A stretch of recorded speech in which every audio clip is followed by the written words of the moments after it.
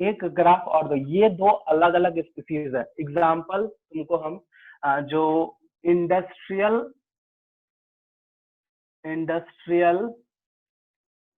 मेलेनाइज्ड moth की बात करते हैं, मॉथ का बात करते हैं, या फिर हम लोग विंग्स जो है वो इंसेक्ट का जो विंग है उसका बात करते हैं। हमारे एनसीईआरटी में ही दिया हुआ है कि बिफोर इंडस्ट्री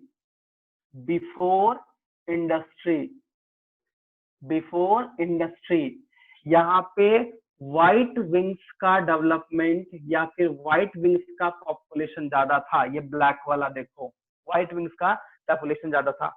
और हम तुमको पहले बता चुके हैं कि डायरेक्शनल में कंडीशन चेंज होगा। अगर मान लिया जाए कंडीशन यहाँ पे चेंज हुआ, अब कंडीशन चेंज क्या हुआ कि सपोज दैट आफ्टर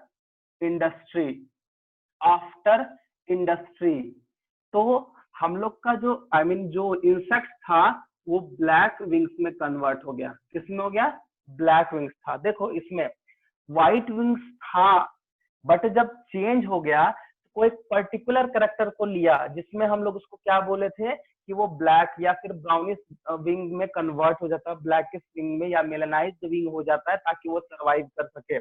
और जब वो सर्वाइविंग उसमें नेचर आ गया तो अपना जो पॉपुलेशन है इस केस में वो बढ़ा लिया। तो डायरेक्शनल एक डायरेक्शन में काम कर रहा है, जैसे ब्लैक विंग्स के डायरेक्शन में ही काम कर रहा है, ऐसे सिलेक्शन को हम लोग बोलते हैं डायरेक्शनल सिलेक्शन। हम क्या बताए कि पहला था व्हाइट विंग, कब? इंडस्ट्री के पहले, लेकिन जब इंडस्ट्री के बाद आया तो वहां का एनवायरमेंटल कंडीशन चेंज हुआ, वहां का जो नेचर का जो डिमांड था वो अलग था। नेचर का डिमांड था कि नहीं, अगर विंग्स जो है कन्वर्ट नहीं होगा कलर में तो उसको प्रेडेटर खा ले रहा था, तो वो कन्वर्ट किया और कन्वर्ट करने के बाद अपना जो नंबर ऑफ पॉपुलेशन है वो बढ़ाना स्टार्ट किया। ऐसा नहीं इसमें व्हाइट विंग्स नहीं दिखेगा, व्हाइट विंग्स भी है, बट व्हाइट विंग्स का जो नंबर ऑफ इंडिविजुअल है वो डाउन चला गया और ब्लैक का धीरे धीरे क्या हो गया? बढ़ गया, क्योंकि ये उसके लिए, क्योंकि ये जब जैसे ही ये चेंज किया उसके लिए वो कंडीशन फेवर्ड हुआ, तभी वो धीरे धीरे अपना पॉपुलेशन बढ़ाया। तो ऐसे को हम लोग बोलते हैं डायरेक्शनल सिलेक्शन। क्या बोलते हैं? Directional selection. ये चीज है इसमें, ठीक है? ये है, समझ में आया? बिफोर इंडस्ट्री क्या था? आफ्टर इंडस्ट्री हुआ तो वो जो विंग्स था वो कन्वर्ट हो गया ब्लैक में, और ब्लैक में जब हुआ तो वो सर्वाइव करने लगा, सर्वाइव करने के कारण वो धीरे धीरे अपना पॉपुलेशन बढ़ा लिया, व्हाइट का कम हो गया, ब्लैक का ज्यादा हो गया। ऑब्वियस सी बात है, ब्लैक की तरफ डायरेक्शनल हो रहा है, यहाँ डायरेक्शनल सिलेक्शन हो गया। समझ में आया? इसको हम लिख देते हैं। हाँ, इसमें हम लोग नंबर ऑफ इंडिविजुअल। तो देखो यहाँ पे ध्यान रखना, जब भी डायरेक्शनल की बात करेगा तो सबसे पहले वहां का कंडीशन को देखना है। जब तक कंडीशन चेंज नहीं होगा तब तक वो किसी और में चेंज होकर अपना पॉपुलेशन नहीं बढ़ा सकता है। स्टेबिलिटी की बात करेंगे तो ऑन एन एवरेज जो भी स्पीसीज है, जो उसका कैरेक्टरिस्टिक है, वो जो दिख रहा है वो स्टेबलाइजेशन में जाएगा, एवरेज में। लेकिन जब डायरेक्शनल में बात करेंगे तो वहां पे इन्वायरमेंट कंडीशन चेंज होता है, लेकिन स्टेबलाइजेशन में कंडीशन कैसा था? नॉर्मल था, फेवर्ड था। ठीक है, यही चीज है, इसको हम लोग बोलते हैं डायरेक्शनल। इसको नोट कर लो, इसको नोट कर लो। एक बढ़ जाता है और एक घट जाता है। देखो ये धीरे धीरे अपना पॉपुलेशन बढ़ा लेगा, ये वाला पोर्शन, और ब्लैक वाला जो है वो धीरे धीरे क्या होगा? घट जाएगा। ठीक है, ये धीरे धीरे घट जाएगा, इसको ध्यान रखना है।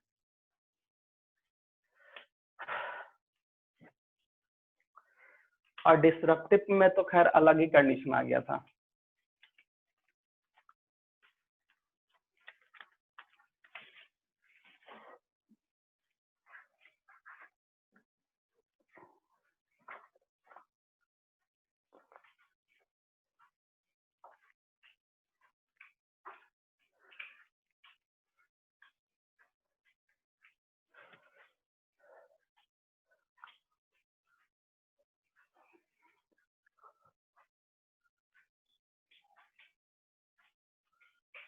नोट कर लिए? Yes sir. हाँ, अब हम लोग का जो लास्ट है डिसरप्टिव, वो फर्स्ट वाले से बहुत कुछ मिलता जुलता है। ठीक है, देखो मिलता जुलता क्या है समझना उसमें, क्योंकि फर्स्ट वाले में हम लोग इन्वायरमेंट कंडीशंस को हम रखे डिसरप्टिव सिलेक्शन। अब डिसरप्टिव सिलेक्शन में क्या होता है, इसका जो बनेगा ना ग्राफ वो थोड़ा डिफरेंट है, थोड़ा सा उसमें कंफ्यूजन भी हो सकता है, बट होना मत कंफ्यूजन, ये कंडीशन में आ जाता है। ठीक है, तो देखो species A, species B and species C, suppose that मान लिया जाए। ठीक है, ये हमारा 3 स्पीसीज है।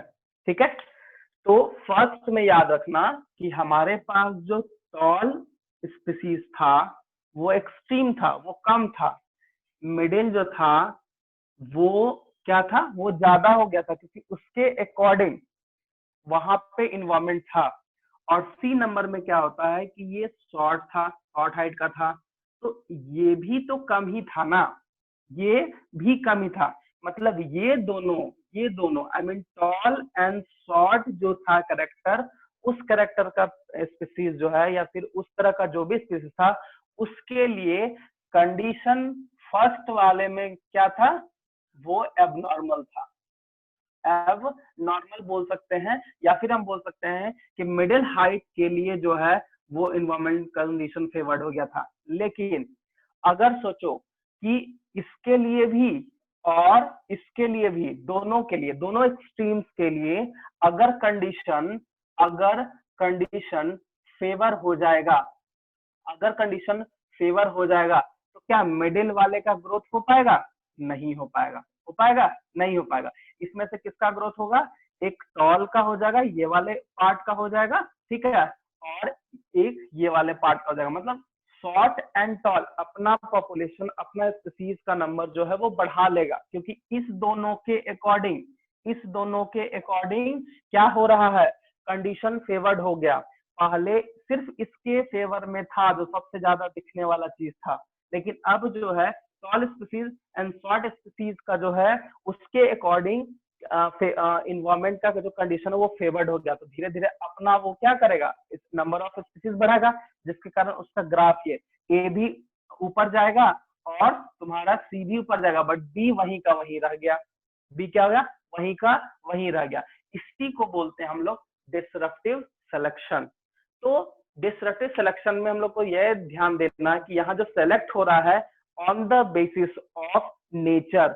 एक्सट्रीम कंडीशन में टॉल एंड शॉर्ट का जो स्पीसीज था उसका जो है कंडीशन एक टाइम पे दोनों का कंडीशन फेवर्ड हो गया, दोनों का नंबर बढ़ा लिया। इसी को हम लोग क्या बोल रहे हैं?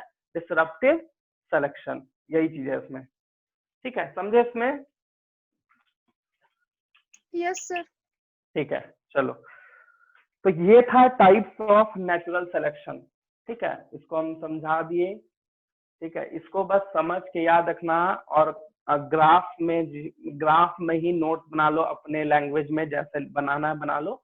ग्राफ से ही क्वेश्चन आता है और इससे ज्यादा क्वेश्चन तुमको नहीं आएगा। ठीक है, और अगर तुमको नेचुरल सिलेक्शन का तुमको अगर ये दिया जाए, क्या कहते हैं, एग्जाम्पल बोला जाए, तो वो इंडस्ट्री मॉथ वाला जो कलर था, मेलानाइज्ड कलर, इंडस्ट्रियल मेलानाइज्ड, वो वाला एग्जाम्पल जरूर लिखना, क्योंकि वो एनसीईआरटी में और बहुत इंपॉर्टेंट है।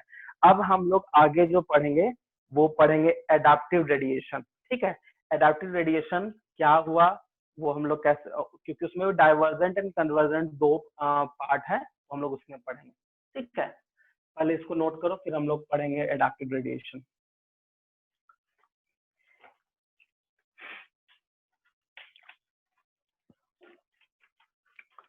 सर हो गया ना? चलो, अब हम लोग का नेक्स्ट जो है वो है एडाप्टिव रेडिएशन। देखो, सबसे फर्स्ट में ध्यान देना कि एडाप्टिव रेडिएशन हो, नेचुरल सिलेक्शन हो, सब एक दूसरे से कनेक्ट है।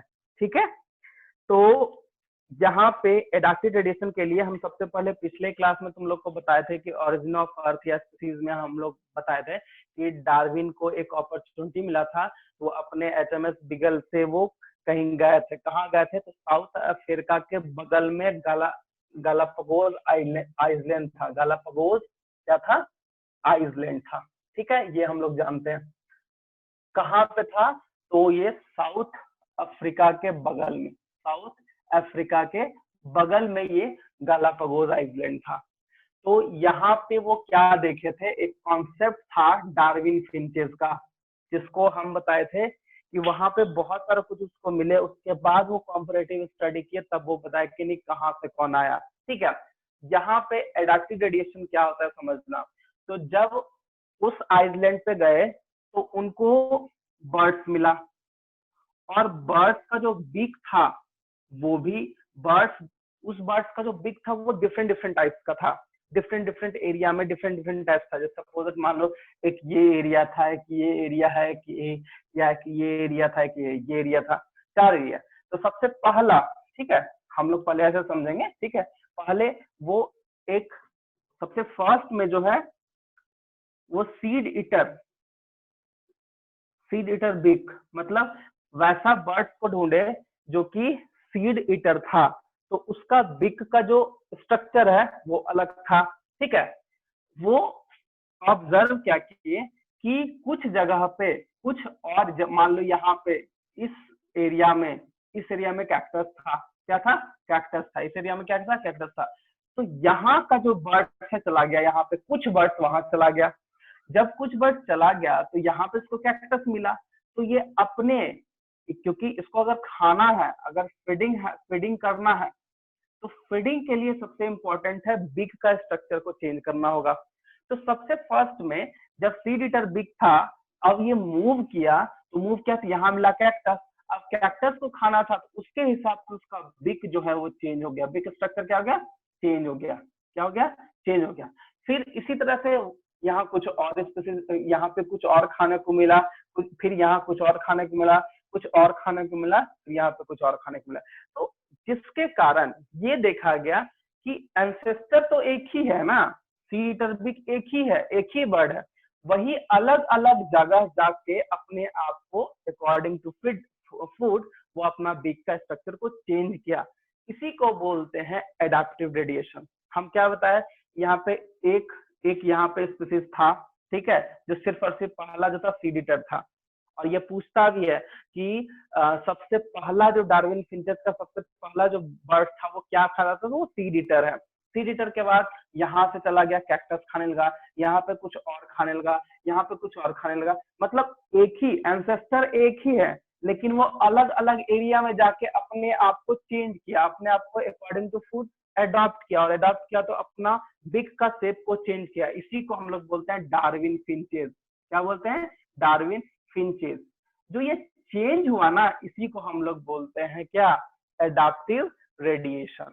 ठीक है, मतलब कहने का कि वहां जाके अपने आप को एडाप्ट किया बर्ड उसके ही जैसा, जैसा उसको अब सपोज मान लो यहाँ पे उसको मिल गया प्लांट खाने को, अब यहाँ पे मान लो मिल गया उसको वुड खाने को, तो वुड के लिए अलग स्ट्रक्चर हो जाएगा। यहाँ पे हो सकता है फ्लैश ईटर हो, आई मीन वैसा जानवर मिल गया जो कि वहां पे मांस वगैरह मिलने लगा। उस तरह से, इस तरह से वो डिफरेंट डिफरेंट एरिया में जाके देखा, तो वहां पे बोला कि एंसेस्टर एक ही है, बट ये अलग अलग जाके अपने आप को एडाप्ट कर लिया है अकॉर्डिंग टू फूड, और उसी के स्ट्रक्चर को वहां पे वो डिस्क्राइब किया और लिखा डार्विन फिंचेस, जो एक नेचुरल सिलेक्शन का सबसे बड़ा एग्जाम्पल था। नेचुरल सिलेक्शन, क्योंकि नेचर को डिमांड था कि नहीं भाई हमको चेंज होना पड़ेगा तभी खा पाएंगे, तो इसी के कॉन्सेप्ट को हम लोग बोलते हैं एडाप्टिव रेडिएशन। अब देखो, इस रेडिएशन को हम लोग बोलते हैं डाइवर्जेंट। क्या बोलते हैं, डाइवर्जेंट। क्या बोलते हैं, डाइवर्जेंट। ठीक है, इसको याद रखना, ये बहुत इंपॉर्टेंट है। अब इसी में एक आता है कन्वर्जेंट। क्या आता है, कन्वर्जेंट। कन्वर्जेंट को समझना होगा, उसके लिए हम लोग अलग सा फिगर बनाएंगे। इसको पहले समझे ना, जिसको हम लोग डाइवर्जेंट बोले, समझ गए कि एंसेस्टर एक, और फिर वो अलग अलग जाके अपने आप को चेंज किया, अपना बिग के स्ट्रक्चर को चेंज किया। ऐसे रेडिएशन को हम लोग बोलते हैं एडाप्टिव रेडिएशन, और इसी को हम बोला गया बाद में डार्विन फिंचेस, जो कि इस आइलैंड में जो वो जाके ऑब्जर्व किए थे। ठीक है, समझ में आया एडाप्टिव रेडिएशन, या फिर डाइवर्जेंट समझ में आ गया। डाइवर्जेंट एडाप्टेशन भी बोलते हैं, डाइवर्जेंट इवोल्यूशन भी इसको बोलते हैं। समझ में आया ना, यस सर। रिप्लाई करो। हाँ ठीक है, इसको नोट करो। और हाँ, एक चीज और बताते हैं तुमको, देखो एडाप्टिव रेडिएशन में यहाँ पे एग्जाम्पल है ना, देखो ये है variety of big finches that Darwin found in Galapagos island, ये एडाप्टिव फिंचेस रेडिएशन में डाइवर्जेंट का एग्जाम्पल है। और यहाँ पे भी देखो डाइवर्जेंट है, यहाँ भी डाइवर्जेंट है, एंसेस्टर एक है, बट हर एक जगह अलग अलग जाके अपना जो खाने का, अपना जो उड़ने का जो तरीका था वो चेंज कर ले, ये भी एडाप्टिव रेडिएशन है। अब हम लोग नेक्स्ट जो पढ़ेंगे ये वाला, इसको हम लोग बोलते हैं कन्वर्जेंट। तो कन्वर्जेंट क्या बताते हैं, डाइवर्जेंट समझ में आ गया होगा। फिगर तो नोट कर लेना, 133 का ऊपर वाला और नीचे दोनों जो है वो डाइवर्जेंट ही है, इसको नोट कर लो।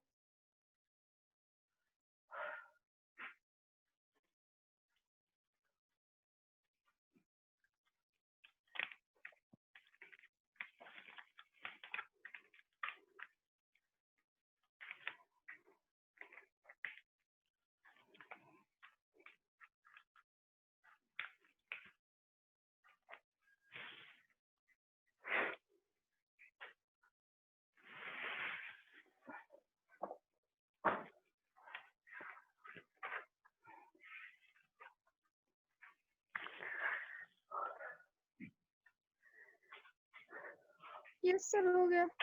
हो गया ना। अब देखो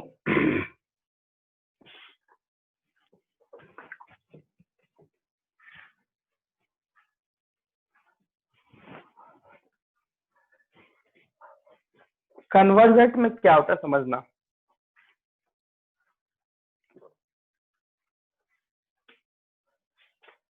ऑस्ट्रेलिया, ठीक है, ऑस्ट्रेलिया के आइसलैंड में, कुछ आइसलैंड में जो है वो दो तरीके का हमको दिखता है। एक मार्सुपियल बोलते हैं, ऑस्ट्रेलियल, ऑस्ट्रिया मार्सुपियल, और एक होता है प्लेसेंटल मार्सुपियल। ये दोनों है क्या समझना, ठीक है। देखो उसी तरह जैसे हम लोग पहले हम लोग डाइवर्जेंट ही इसमें देना होगा, जैसे ऑस्ट्रेलिया के आसपास में कुछ ऐसा ऑर्गेनिज्म था जो कि एक जगह प्रेजेंट था, वो कुछ स्पीसीज, ठीक है। और ऑस्ट्रेलियन मार्सुपियल्स को हम लोग बोलते हैं पॉच बियरिंग एनिमल, पॉच, क्योंकि अपने बेबी को वो पॉच में रखता है और प्लेसेंटा में प्लेसेंटा का डेवलपमेंट होता है जो कि हाईली एडवांस्ड है। तो सबसे पहले ऑस्ट्रेलिया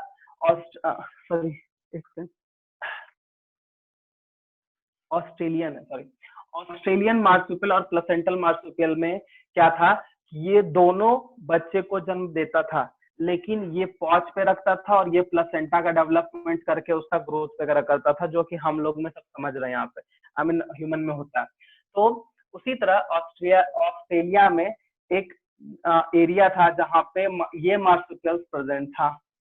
ये भी वही किया, कुछ स्पीसीज 5-10 जो भी स्पीसीज था वो अलग अलग डायरेक्शन में अपना फूड को लेके क्या हुआ, वो चला गया, माइग्रेट कर गया। अब देखो यहाँ पे भी चला गया, यहाँ पे भी चला गया, यहाँ पे भी चला गया, यहाँ पे भी चला गया, ठीक है। मेरे पास कितना नया स्पीसीज बना, एक कॉमन एंसेस्टर था और ये बन गया 6 नया स्पीसीज बन गया, जिसको हम लोग बोलते हैं ऑस्ट्रियन मार्सुपियल, ठीक है, ये बोलते हैं। ये भी वही काम किया। हम लोग इस प्रोसेस को क्या बोले थे, डाइवर्जेंट, क्या बोले थे, डाइवर्जेंट रेडिएशन, ठीक है।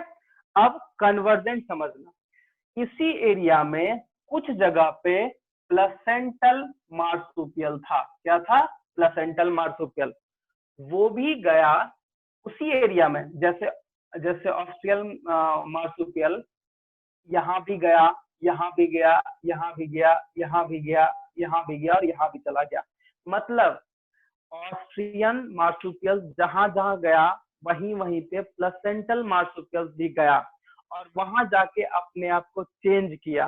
देखो सबसे पहला समझना, जब ऑस्ट्रियल मार्सुपियल गया था तो उसको लोग डाइवर्जेंट बोले थे, क्योंकि डार्विन फिंचेस का ही यहाँ कॉन्सेप्ट चला जाता है, एग्जैक्ट वही है। लेकिन प्लेसेंटल मार्सुपियल भी वहां गया था जहां पे ऑस्ट्रियन मार्सुपियल गया था। तो सोचो अगर सपोजेट मान लो एक मार्सुपियल स्पीसीज है और दूसरा प्लेसेंटल भी पहुंचा है, तो दोनों में तो बहुत कुछ सिमिलैरिटीज हो जाएगा ना, क्योंकि जैसे ही वहां पे जाएगा तो वहां के अकॉर्डिंग वो अपने आप को अडॉप्ट करेगा, करेगा कि नहीं करेगा। तो जो ऑस्ट्रेलियन मार्सुपियल में था वही प्लेसेंटल मार्सुपियल में हद तक बहुत कुछ जो है दोनों में सिमिलैरिटीज आ गया। तो इसी को बोलते हैं कन्वर्जेंट। दोनों सेम एरिया से गया लेकिन दोनों अलग अलग स्पीसीज था, और जब वहां पे गया दोनों अलग अलग स्पीसीज होने के बावजूद भी जब दोनों एक जगह पहुंच गया तो वहां का जो स्पीसीज का कैरेक्टरिस्टिक था, एडाप्टेशन था, दोनों का, प्लेसेंटल का भी और ऑस्ट्रेलियन का भी, दोनों का कैरेक्टर ऑलमोस्ट जो है वो सेम दिखने लगा। एग्जाम्पल तुमको दिखाते हैं, समझ में आएगा। देखो सबसे पहले यहाँ पे देखो उल्फ, देखो उल्फ यहाँ पे, अब Tasmanian wolf, Tasmanian wolf is Australian marsupial, और उल्फ जो था वो प्लेसेंटल मैमल था। तो यहाँ पे देखो दोनों का जो कैरेक्टरिस्टिक है बहुत हद तक सेम है, इसी को हम लोग बोलते हैं कन्वर्जेंट। यहाँ पे देखो मोल, यहाँ मार्सुपियल मोल, दोनों का कैरेक्टरिस्टिक बहुत दिखा। एंटीटर, ये भी है एंटीटर ही है, ये माउस है, ये मार्सुपियल माउस है, उसमें भी देखो ऑलमोस्ट सब कुछ जो है कुछ मतलब 70-80% जो है वो मैच कर गया। तो इसी को हम लोग बोलते हैं कन्वर्जेंट। क्या बोलते हैं? कन्वर्जेंट। जब एक जाएगा तो डाइवर्जेंट, लेकिन दो स्पीसीज एक ही जगह चल गया और एक ही जगह से आया हुआ है, उसको हम लोग क्या बोल दिए? कन्वर्जेंट। तो ये क्या हमारा हो गया? कन्वर्जेंट। ये क्या हो गया? Convergent adaptive radiation. समझ में आया? बोलो कोई दिक्कत इसमें? No sir. मतलब समझ गए ना? चलो एक बार फिर से ब्रीफ करते हैं। एक एरिया में प्लेसेंटल मार्सुपियल भी था और ऑस्ट्रेलियन मार्सुपियल भी था, दोनों का स्पीसीज जब एक ही जगह चला गया तो वहां पे जाके जो अकॉर्डिंग टू नेचर वो अपने में चेंजिंग लाया, तो दोनों का ऑलमोस्ट सेम दिखा। तो इसी को हम लोग बोलते हैं कन्वर्जेंट। और अगर सिंगल होता तो क्या होता? डाइवर्जेंट। बस यही चीज है, दो स्पीसीज चला गया तो कन्वर्जेंट और एक जाता तो डाइवर्जेंट। ठीक है, तो डाइवर्जेंट में तुम्हारा जो एग्जाम्पल है वो 133 पेज नंबर का जो है वो ऑस्ट्रेलियन मार्सुपियल कंगारू वगैरह है, वो सब एग्जाम्पल में लिखोगे। जब डाइवर्जेंट की बात कर, सॉरी डाइवर्जेंट में वो लिखना है, जब कन्वर्जेंट की बात करेगा तो दोनों का कैरेक्टर को लेना होगा, प्लेसेंटल भी और ऑस्ट्रेलियन भी। ठीक है, इसको नोट कर लो, पढ़ना तुमको सब कुछ अच्छे से समझ में आ जाएगा। बहुत कुछ एनसीईआरटी में इसको थोड़ा घुमा दिया है, समझ में नहीं आता होगा, तो अब समझ में आ जाएगा।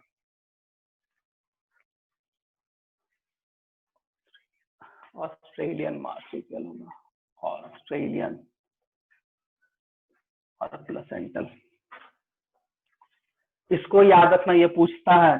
ठीक है, ये पॉच बियरिंग और प्लेसेंटल में डिफरेंस। ठीक है, जैसे कंगारू वगैरह होता है तो क्या उसका बेबी तो इमेच्योर होता है, तो वो पॉच लाइक बैग लाइक स्ट्रक्चर होता है, उसी पॉच जिसको बोलते हैं उसमें वो कुछ दिन तक रहता है तो वो मैच्योर हो पाता है। तो ये सब भी पूछता है, इसको नोट कर लो। ये हो गया डाइवर्जेंट। अब हम लोग पढ़ेंगे बायोलॉजिकल इवोल्यूशन।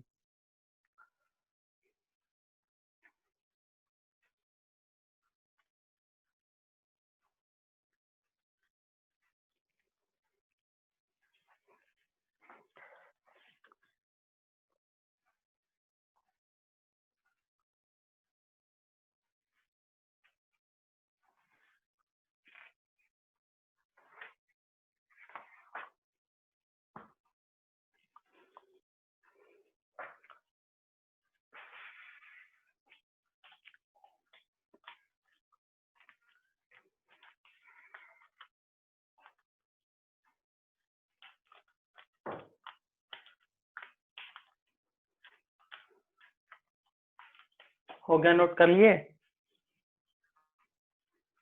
Yes sir. अब हम लोग का आता है बायोलॉजिकल इवोल्यूशन। ठीक है, देखो बायोलॉजिकल इवोल्यूशन में मतलब एनसीईआरटी बुक में बहुत लंबा चौड़ा लिखा हुआ है, बट इसको बहुत शॉर्ट में हम करके समझा रहे हैं। शॉर्ट में मतलब जो भी है वो उससे ज्यादा ही है, बट समझना है इसको। ठीक है, सबसे फर्स्ट में बायोलॉजिकल इवोल्यूशन दिया कौन? तो दिया लेमार्क। बायोलॉजिकल इवोल्यूशन, इस कॉन्सेप्ट को, इस एक्सपेरिमेंट को प्रूफ कौन किया? तो किया, कौन किया? तो कर दिया लेमार्क। कौन किया? लेमार्क। इसको हम लेमार्किज्म थ्योरी बोलते हैं। तो सबसे पहले डार्विन को समझ गए हम लोग। डार्विन का जिस हिसाब से किया गया वो नेचुरल सिलेक्शन को डिफाइन किया, सिलेक्शन को डिफाइन किया कि अकॉर्डिंग टू नेचर आदमी धीरे धीरे अपने में चेंजिंग लाता है और सर्वाइविंग करता है, कहीं ना कहीं वो वेरिएशन को डिफाइन कर दिया, डार्विनियन वेरिएशन इसको बोलते हैं। ठीक है, तो उस तरह से इवोल्यूशन हुआ। लेकिन बायोलॉजिकल इवोल्यूशन में वो एक्सपेरिमेंट किए थे एक जिराफ पे। वो क्या बोले कि जो जिराफ है, समझना हम लिख नहीं रहे, जो जिराफ है वो जिस एरिया में रहता है उस एरिया में वेजिटेशन धीरे धीरे, जो घास चरने वाला जो लोअर नीचे में जो प्रेजेंट है, लैंड पे जो प्रेजेंट है, वो जो है वो खत्म हो जाता है।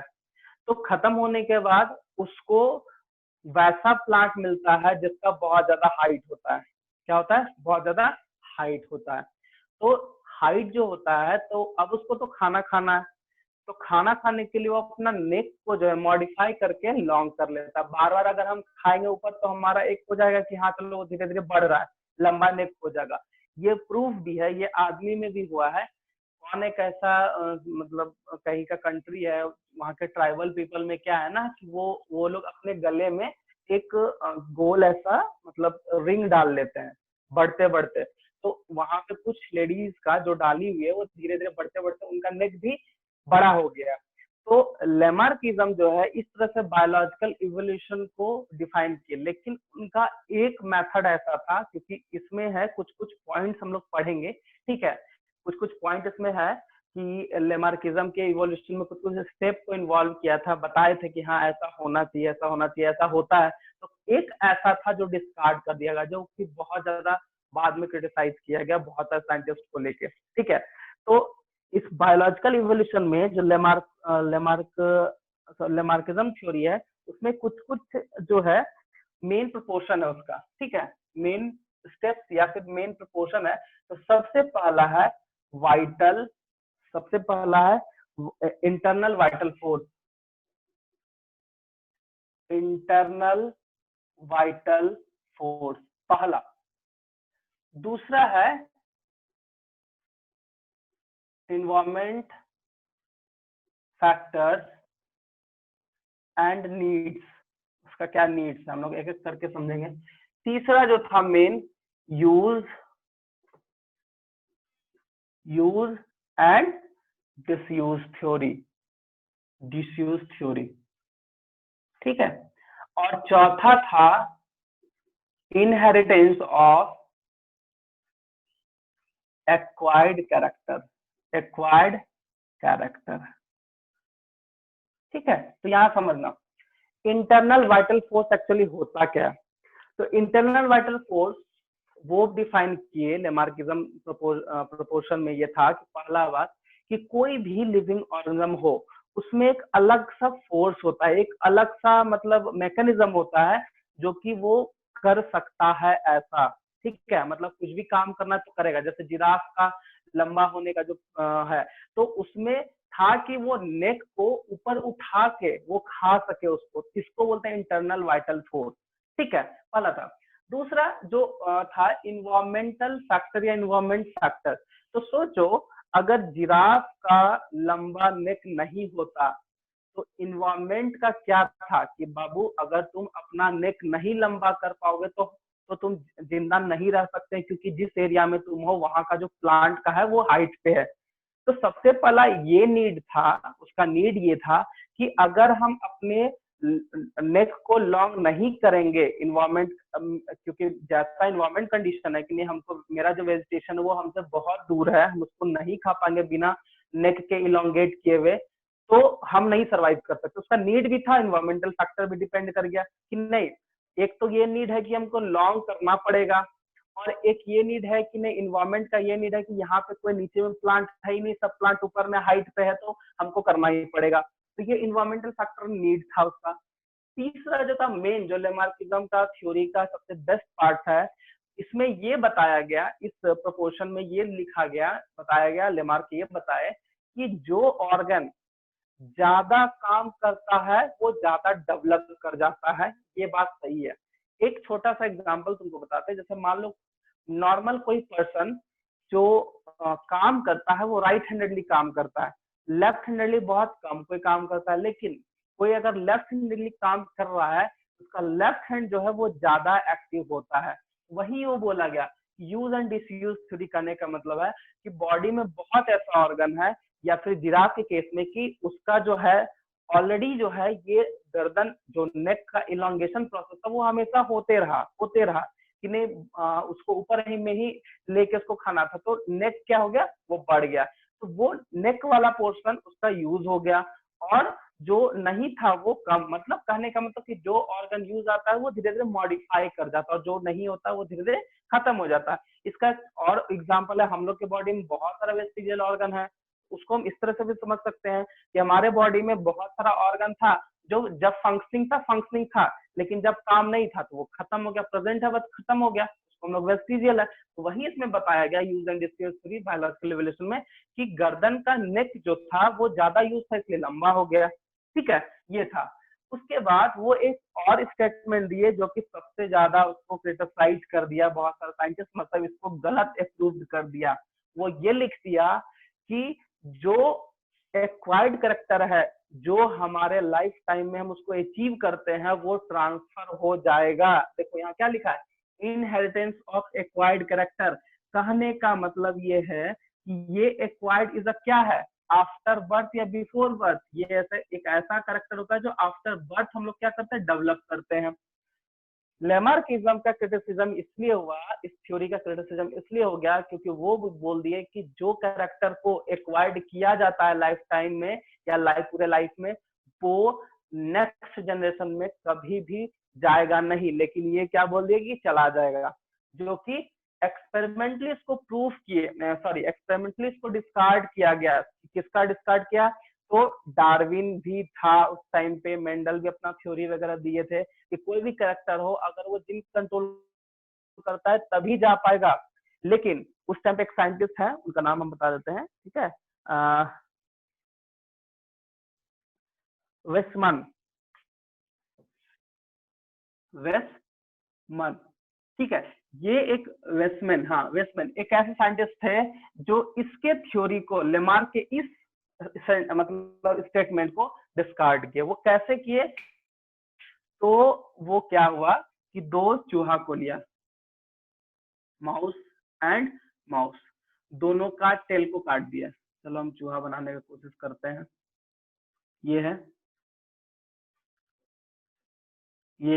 इसके टेल को काट दिया, दोनों को फ्यूज करा दिए, तो फिर जो चूहा हुआ उसमें भी टेल आ गया।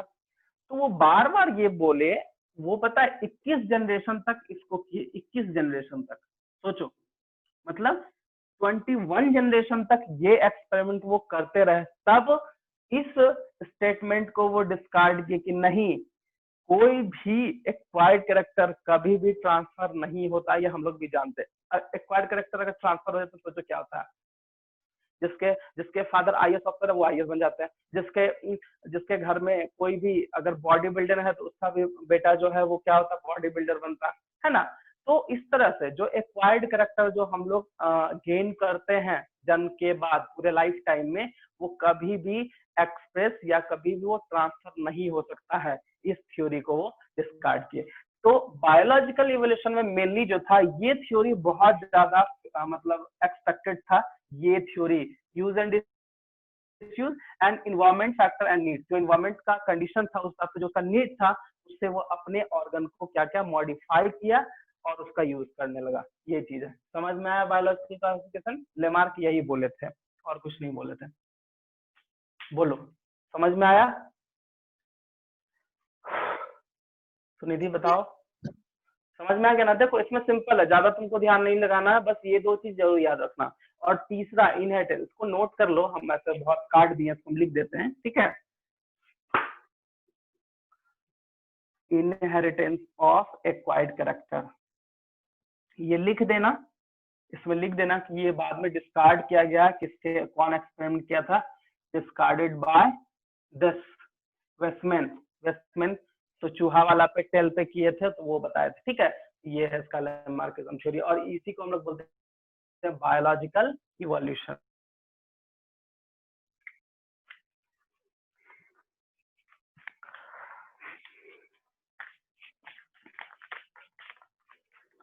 अब हम लोग पढ़ेंगे मैकेनिज्म ऑफ इवोल्यूशन, उसके बाद खत्म हो जाएगा। उसका हार्डे विंगर है, वो भी हम लोग पढ़ेंगे।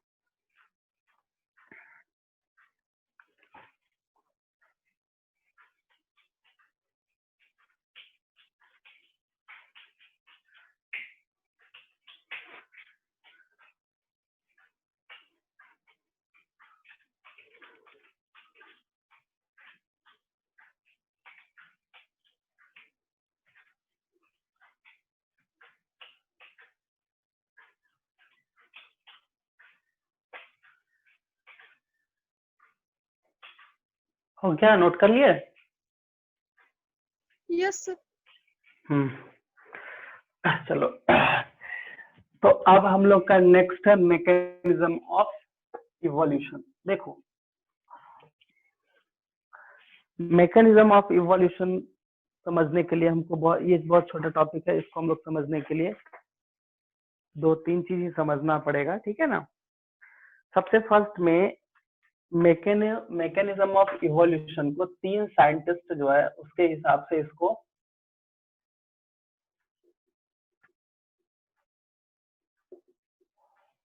डिफाइन किया गया। देखो, इवोल्यूशन का जो मेन मैकेनिज्म है, आई मीन इवोल्यूशन का जो मैकेनिज्म का मेन मतलब बोल सकते हो साइंटिस्ट है कौन, इस मतलब मैकेनिज्म ऑफ इवोल्यूशन को डिफाइन किया है कि कैसे इवोल्यूशन का मेन मैकेनिज्म क्या है, किस कारण से होता है, तो वो है ह्यूगो डिवेरिस। इसको ध्यान रखना, क्योंकि इसमें छोटा सा चीज ही है, म्यूटेशन बताया गया है कि म्यूटेशन अगर होगा तो वो इवोल्यूशन का मैकेनिज्म कहलाएगा। लेकिन म्यूटेशन और वेरिएशन में क्या डिफरेंस है ये हमको पहले समझना पड़ेगा, ठीक है।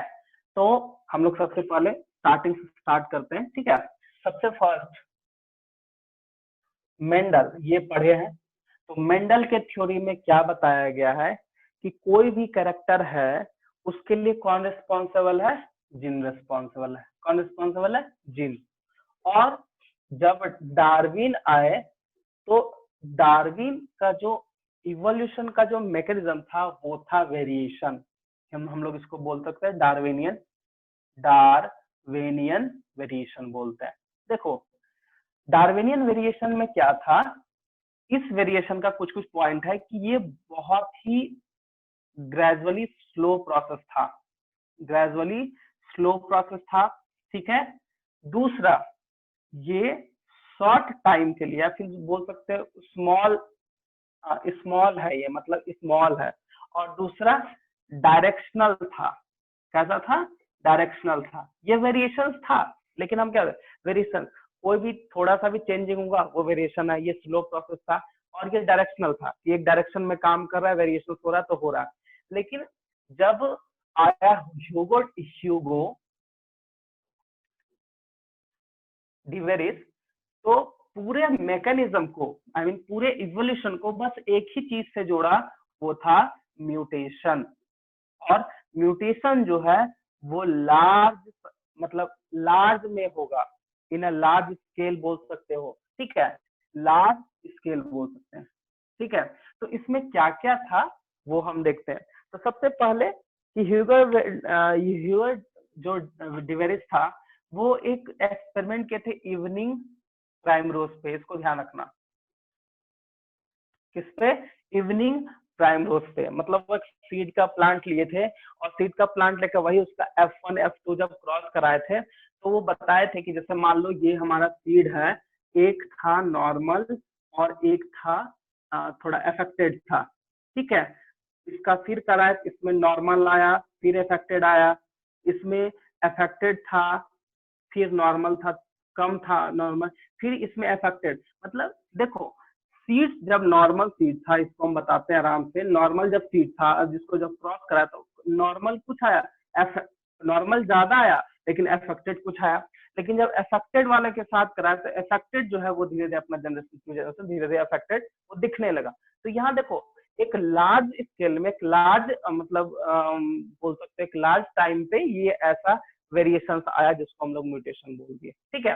तो सबसे पहले ह्यूगो डेविस जो है वो म्यूटेशन को डिफाइन किया कि म्यूटेशन के कारण ही इवोल्यूशन होता है, ठीक है। दूसरा क्या, ये डायरेक्शनलेस था, क्या था, डायरेक्शनलेस था। दूसरा ये रैंडम मेटिंग था, रैंडम मेटिंग मतलब किसी को भी किसी से तुम इस किसी से करा सकते हो, ठीक है। और सबसे जो था एक इसी प्रोसेस को मतलब म्यूटेशन के ही प्रोसेस को जो है म्यूटेशन को ही प्रोसेस को बोलते हैं कि चेंजिंग इन लार्ज स्केल, जिसको हम लोग साल्टेशन बोले, क्या बोले, साल्टेशन, ठीक है। हम एक तुमको हम एक्सपेरिमेंट लिख के बताते हैं प्राइमरोज प्लांट पे कैसे हुआ था, ठीक है।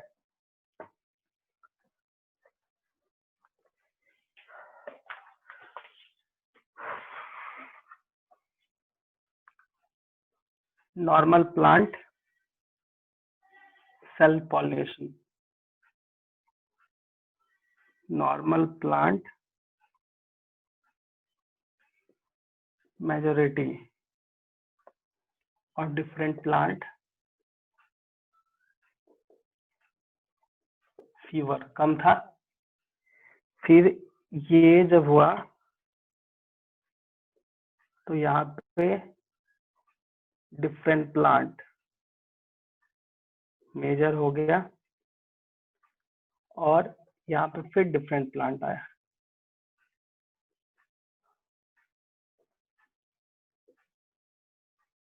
फीवर था, ठीक है। इसको भी सेल्फ कराया तो यहाँ पे नॉर्मल प्लांट मेजर और यहाँ पे डिफरेंट प्लांट फीवर था, फीवर था। देखो यहाँ पे क्या हुआ, जब इस प्लांट को मिलाया तो इसको सेल्फ पॉलिनेशन किया तो पहला जो F1 जनरेशन हुआ, नॉर्मल प्लांट मेजर हुआ, डिफरेंट प्लांट कम हुआ, ठीक है। जैसे एग्जांपल के तौर पर देखो हम लोग इस तरह का रिप्रेजेंटेशन लिख सकते हैं ना, ये टॉल और ये ड्वार्फ। अब सोचो इसको तुम सेल्फ करा दोगे तो डिफरेंट आएगा कि नहीं आएगा, वही चीज यहाँ पे हुआ।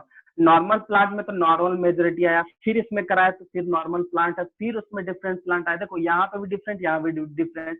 जब यहाँ तो इसके साथ सेल्फ हुआ तो डिफरेंट प्लांट जो था अदर करेक्टर का वो मेजर हो गया, फिर उससे डिफरेंट प्लांट हो गया। तो देखो यहाँ पे हर एक स्टेज में कुछ ना कुछ चेंज हो रहा है, तो यही था म्यूटेशन और इसी को बोलते हैं साल्टेशन प्रोसेस। मतलब एक सिंगल प्रोसेस में large mutation is a saltation. देखो हम क्या लिख रहे हैं, अ सिंगल प्रोसेस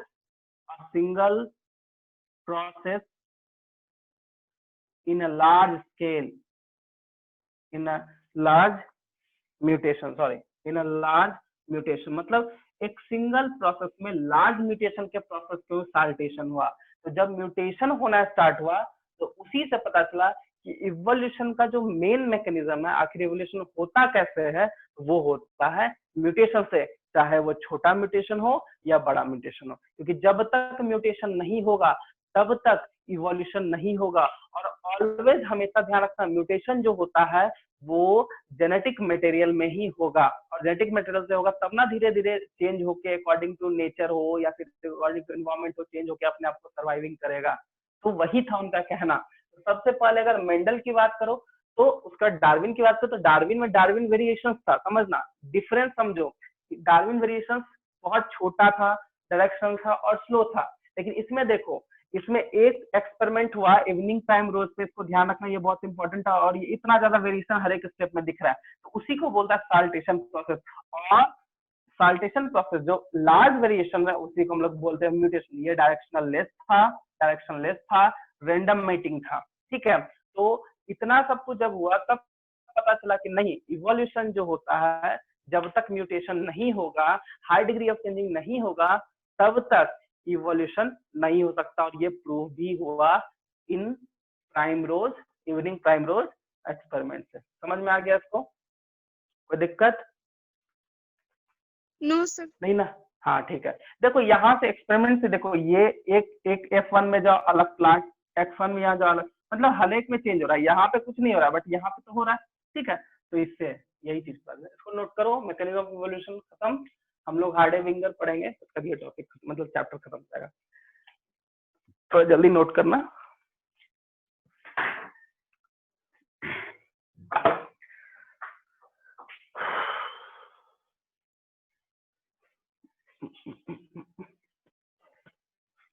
बैठा जगले तो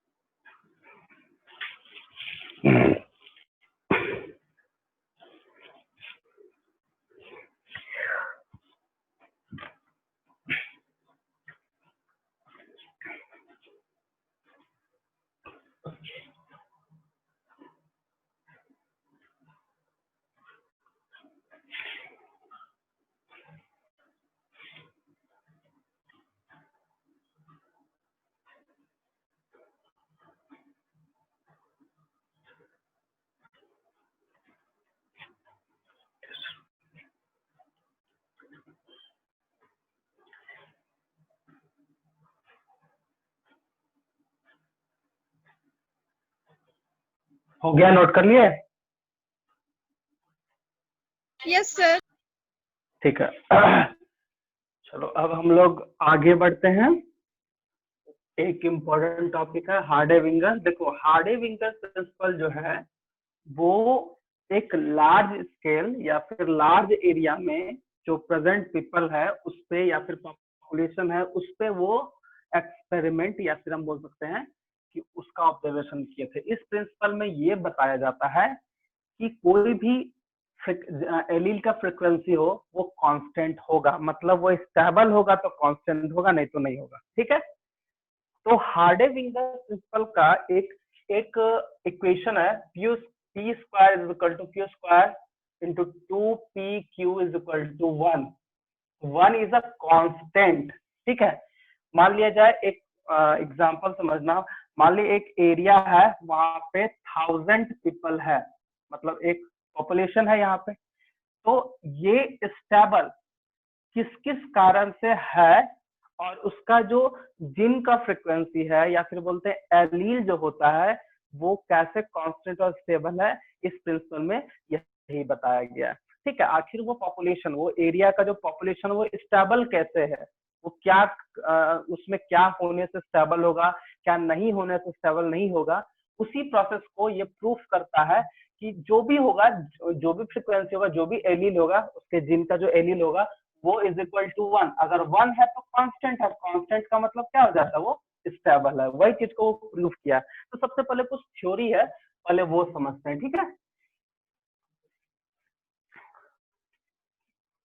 थोड़ा सा एक चीज है, उसको थोड़ा हम नोट कर लेते हैं। उसके बाद हार्डी विंगबर्ग प्रिंसिपल, ठीक है। तो ये गिवन पॉपुलेशन पे दिया गया है, तो फ्रीक्वेंसी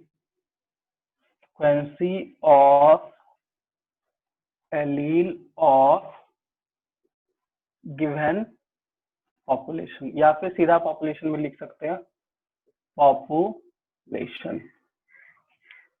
तो फ्रीक्वेंसी अगर कांस्टेंट हुआ,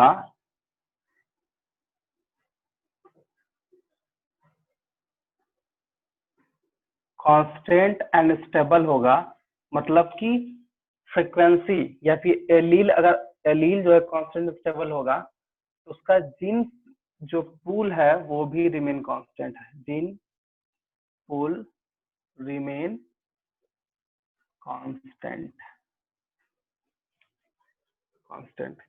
इसको हम लोग बोलते हैं जेनेटिक इक्विलिब्रियम।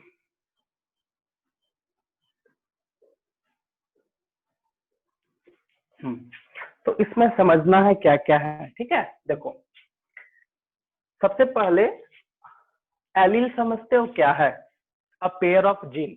और जीन क्या होता है, जैसे सपोज दैट हमारा ये हाइट है, और हाइट के लिए एक टॉल का रिप्रेजेंट कर रहा है और ये ड्वार्फ का रिप्रेजेंट कर रहा है।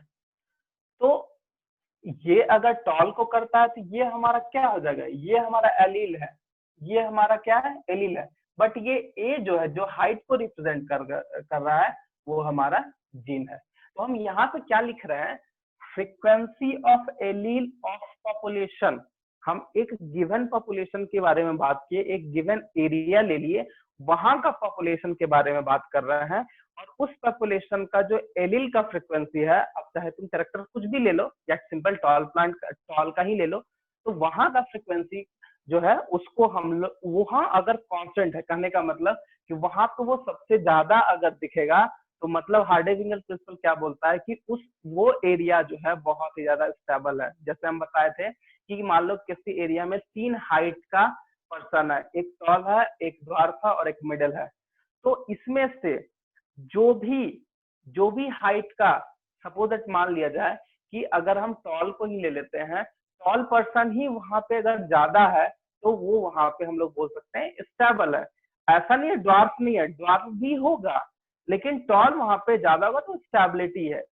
एक तरह का अगर वहां टॉल एंड ड्वार्फ दोनों रह रहा है तो वहां का जो एलील का फ्रीक्वेंसी है वो स्टेबल है। मतलब इसका जो ये वाला कैरेक्टर जो दिख रहा है, सपोज इट मान लो ये दोनों है, ये भी है ये भी है, तो अगर ये दोनों है तो वहां पे फ्रीक्वेंसी देखा जा रहा है। अगर फ्रीक्वेंसी में एलील अगर कांस्टेंट एंड स्टेबल है तो हार्डी-विंगर प्रिंसिपल यही बोलता है कि अगर एलील का फ्रीक्वेंसी ऑफ एलील अगर वो कांस्टेंट और स्टेबल होगा तो वहां का जो पॉपुलेशन है वो स्टेबल होगा। क्या होगा, स्टेबल होगा। तो सबसे फर्स्ट तो यहाँ पे लिखा हुआ है frequency of allele of population constant and stable. Constant and stable क्यों बोला गया कि ना ज्यादा कोई कैरेक्टर बढ़ रहा है, ना ज्यादा कोई कैरेक्टर घट रहा है। अब जब कैरेक्टर नहीं बढ़ेगा घटेगा तो डायरेक्टली कैरेक्टर का डिपेंड क्या करेगा, वहां का जीन से करेगा। तो जीन अगर कांस्टेंट एंड स्टेबल है तो वहां का स्पीसीज भी स्टेबल होगा। दूसरा चीज, जीन पोल, ये जीन है क्या, जीन पोल किसको बोलते हैं। सपोज दैट मान लिया जाए तुम्हारे सामने इस तरह का एक रेशियो दिखता है, ये टॉल और ये ड्वार्फ, हम लोग इसको अगर लेते हैं तो ये तीनों सेट्स ऑफ एलील एक ही जगह प्रेजेंट है ना, इसी को हम लोग बोलते हैं जीन पोल। क्या बोलते हैं, जीन पोल। देखो वहां भी ये बताया गया है कि जीन पोल भी कांस्टेंट होगा, क्योंकि कोई एक पॉपुलेशन में कोई एक कैरेक्टर नहीं हो सकता है। तो इसका मेन यही था कि उस प्रिंसिपल में ये बताया गया है कि frequency of allele is a constant, then gene pool भी कांस्टेंट होगा, और अगर वो कांस्टेंट है तो वो पॉपुलेशन जो है वो स्टेबल है। अब हम लोग को ये देखना है कि क्या क्या है कंडीशन वहां पे होना चाहिए वो स्टेबिलिटी करने के लिए, जीन पोल को कांस्टेंट रखने के लिए, और ये ठीक है। तो सबसे फर्स्ट में कंडीशन, तो सबसे पहले यहाँ पे कंडीशन में देखना है बिग पॉपुलेशन। अच्छा एक बात बताओ, बिग पॉपुलेशन क्यों लिया गया? सपोज दैट मान लिया जाए ये एक एरिया है, यहाँ पे 1000 आदमी रह रहा है, मान लो यहाँ से 5 चला जाएगा तो इसको कोई फर्क पड़ेगा? नहीं पड़ेगा, फर्क कभी नहीं पड़ेगा। मतलब सोच लो कि 9,995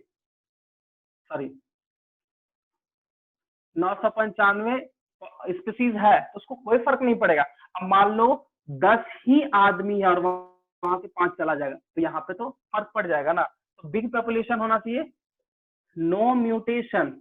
सोचो अभी जस्ट बताया कि अगर म्यूटेशन हो गया तो उसका जीन का फ्रीक्वेंसी या एलील का फ्रीक्वेंसी में चेंजिंग आ जाएगा, क्योंकि अगर जीन चेंज हुआ तो कैरेक्टर तुम्हारा स्टेबलाइजेशन नहीं रह पाएगा। ठीक है, नेक्स्ट है तुम्हारा रैंडम मैटिंग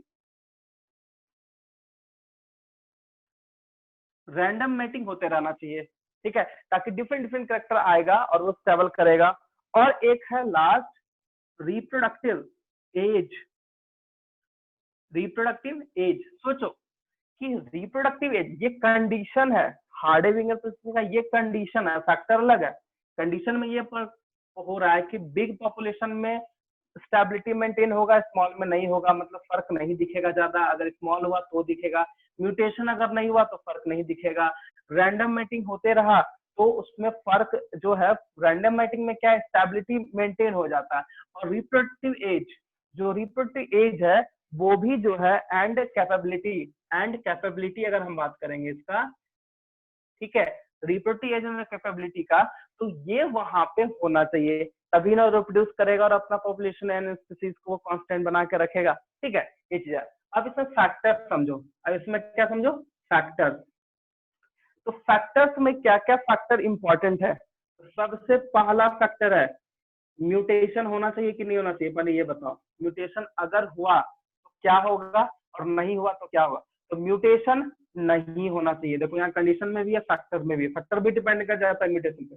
दूसरा होता है जीन माइग्रेशन, हम लोग इसको बोलते हैं जीन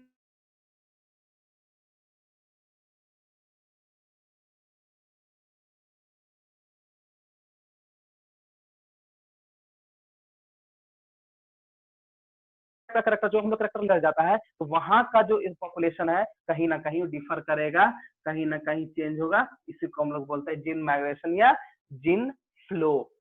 तीसरा होता है रिकॉम्बिनेशन। सोचो रिकॉम्बिनेशन कब होता है? मान लिया गैमेट के फॉर्मेशन के टाइम एक्सचेंज ऑफ जीन होके कैरेक्टर चेंज कर दिया, तो जो पॉपुलेशन जो पर्टिकुलर कैरेक्टर लिए हैं, जो उस कैरेक्टर को, अगर उस कैरेक्टर के जीन में कोई चेंजिंग होगा तो कहीं ना कहीं उसके पॉपुलेशन में डिफरेंस आएगा ही आएगा।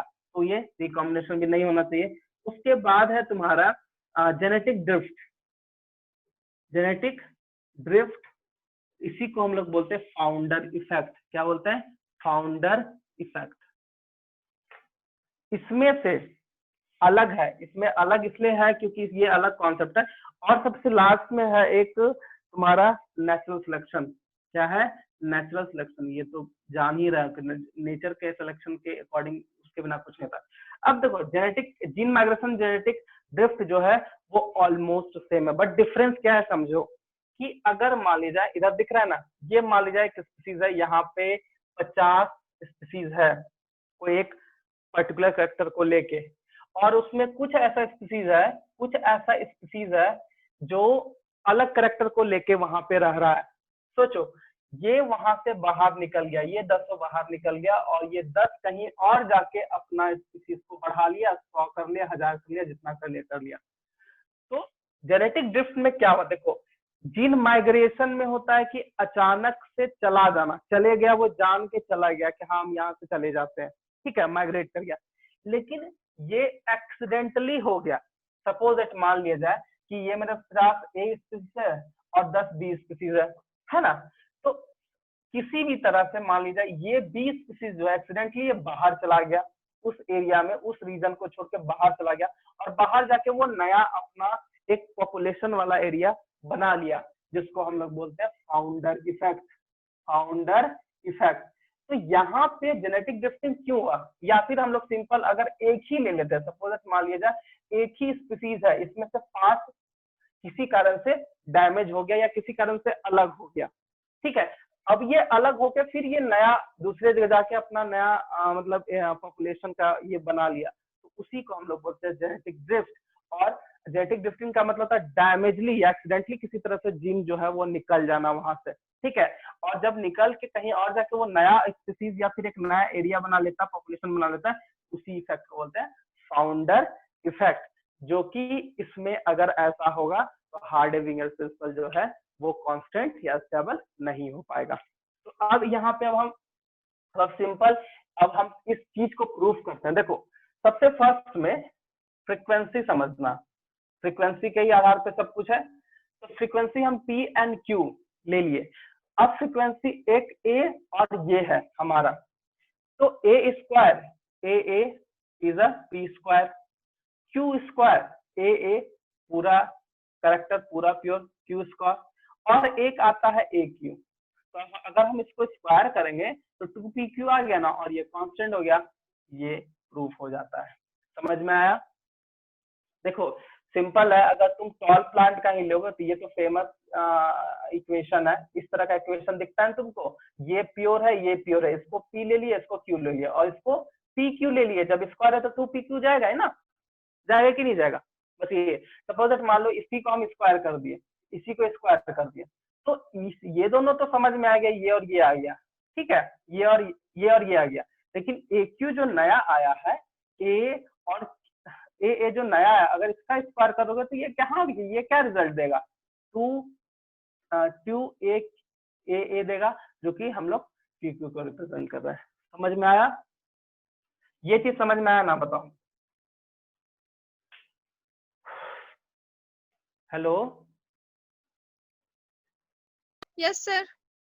ये वाला एक्सपेरिमेंट, ये वाला कैसे हुआ समझ में आया ना?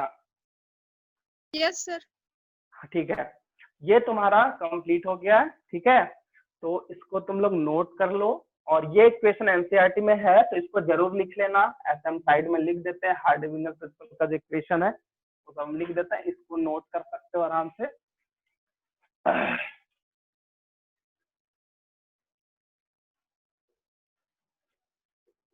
P plus q square plus 2pq is equal to 1 is a constant, ठीक है।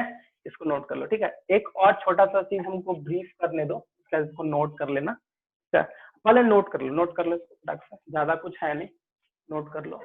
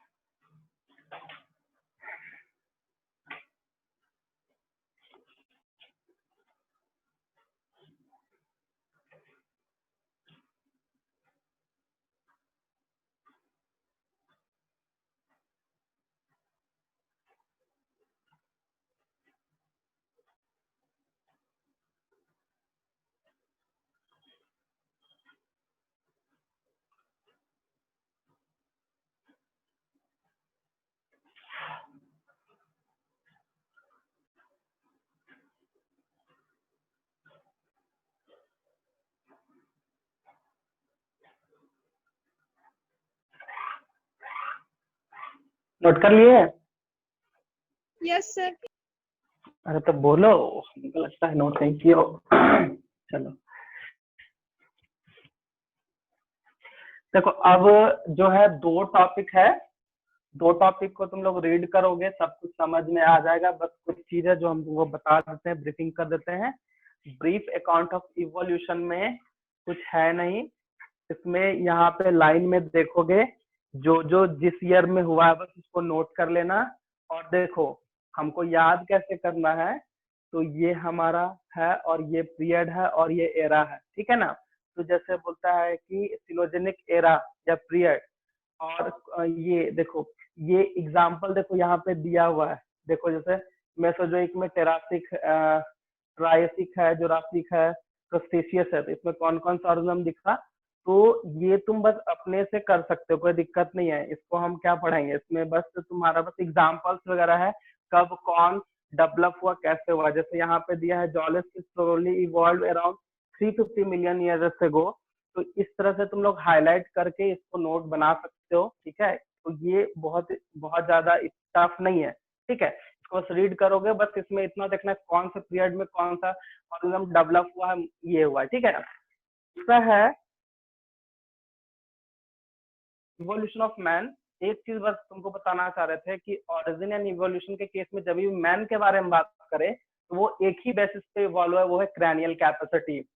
क्रेनियल कैपेसिटी कहने का मतलब ब्रेन का कैपेसिटी। तो सबसे पहला कौन था, तो 450 सीसी का था, जिसको हम लोग बोलते थे रामाफिथिकस, रामाफिथिकस, ठीक है। तो ये इसमें बस वही दिया, देखो जैसे होमो इरेक्टस है जिसका 900 सीसी है, उसके बाद फिर है नेंडरथल है, ये सब है। मतलब इसमें एग्जाम्पल दिया हुआ है ब्रेन का, वो तुमको एक सीरीज में लिख लोगे, बस ये हो जाएगा। इसमें और ज्यादा कुछ पूछा नहीं है, ठीक है।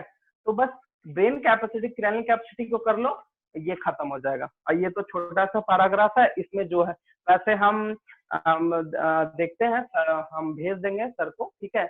और वो साइट पे अपलोड हो जाएगा। जो एक इसका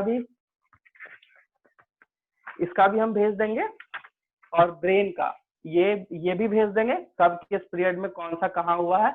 और ब्रेन वाला जो है वो भी भेज देंगे। आई मीन ह्यूमन का जो सीरीज वाइज है, सबसे पहले कौन है, सबसे लास्ट में कौन है। जैसे मॉडर्न मैन है, उसका 1450 सीसी है। इस तरह का अरेंजिंग वाला हम भेज देंगे सर को, और सर अपलोड कर देंगे, ठीक है। उसमें कुछ है नहीं, बस याद करना है, उसको याद करना। बट एनसीईआरटी का एग्जाम्पल याद करो, ज्यादा नहीं, 5-6 एग्जाम्पल है, उसको याद करोगे काफी है। वही पूछता है एकेडमिक में भी, मेडिकल वगैरह में भी वही है। लेकिन फिर भी हम डिटेल पूरा लिख के हम भेज देंगे, कौन कब क्या किसका मतलब किस किस का सीसी कब कब डेवलप किया है, ठीक है। तो ये खत्म हो गया। नेक्स्ट जो है हम लोग स्टार्ट करेंगे, क्या बता देते हैं। नेक्स्ट है हमारा टॉपिक इम्यून सिस्टम भी आई थिंक स्टार्ट करेंगे, ठीक है। हाँ, human biology in human welfare में human health and disease start करते हैं, ठीक है। नेक्स्ट क्लास वो स्टार्ट करेंगे, तो उसको पढ़ के रखना, फिर कुछ प्रॉब्लम हुआ तो पूछ लेना, ठीक है। Yes sir. और कुछ दिक्कत, किसी कुछ पूछना है। No sir. हाँ, एक बार फिर से तुम लोग रिवाइज कर सकते हो। तो पिछले नेक्स्ट क्लास में अगर कुछ छूटेगा तो सॉरी, अगर कुछ नहीं समझ में आया तो फिर से पूछ लेना, ठीक है, वो हम बता देंगे, ठीक।